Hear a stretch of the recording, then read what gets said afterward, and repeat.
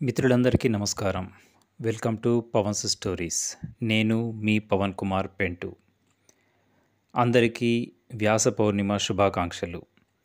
వ్యాసాయ విష్ణు రూపాయ వ్యాసరూపాయ విష్ణవే నమో వై బ్రహ్మనిధయే వాసిష్ఠాయ నమో నమః. మన సమస్త ఆధ్యాత్మిక, ధార్మిక, వైజ్ఞానిక విద్య అంతా వ్యాసుని నోటి నుంచి వెలువడిందే. అందుకే వ్యాసోచ్ఛిష్ట జగత్సర్వం అనే నానుడి ఏర్పడింది. చతుర్వేదాలను విభాగించి పంచమ వేదమైన మహాభారతాన్ని విరచించిన శ్రీ వేదవ్యాసుని పవిత్ర తిథి ఆషాఢ పౌర్ణమి. ఈ రోజున వేదవ్యాసుని పూజించుకుంటూ ఈరోజు కవితా శీర్షిక గురువు.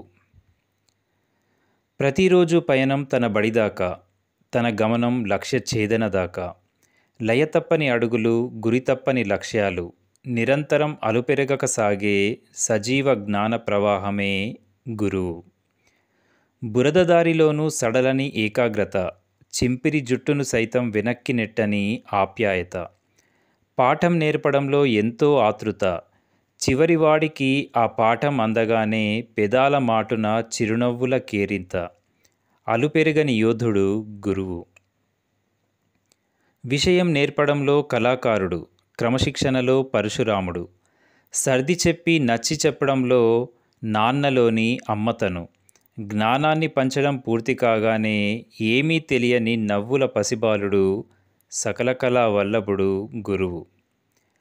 ప్రేమను, కాఠిన్యాన్ని, లాలనను, ఓపికను, నిరంతర శ్రమను, ఓటమి ఎరుగని విజయాన్ని, అన్నిటినీ మించి ఇతరుల నుంచి ఏమీ ఆశించని స్థితప్రజ్ఞుడు గురువు. కంటికి కనబడని అనంత బ్రహ్మాండాన్ని, మెదడుకు చిక్కని చిక్కుల సమస్యల్ని ముడులు తీస్తూ, మేధో మథనం చేయిస్తూ, ప్రతి గుండె లోతులలోకి తేనెలా జారుస్తూ, నాలుగు గోడల మధ్యన ఒకే ఒక్కడై ఆవిష్కరించే మహాజ్ఞానే గురువు. అలాంటి గురువులందరికీ సాష్టాంగ నమస్కారం చేస్తూ ఈ కవిత వారికి అంకితం. మిత్రులు, నచ్చితే లైక్ కొట్టండి, షేర్ కూడా చేయండి. నేను మీ పవన్ కుమార్ పెంటు.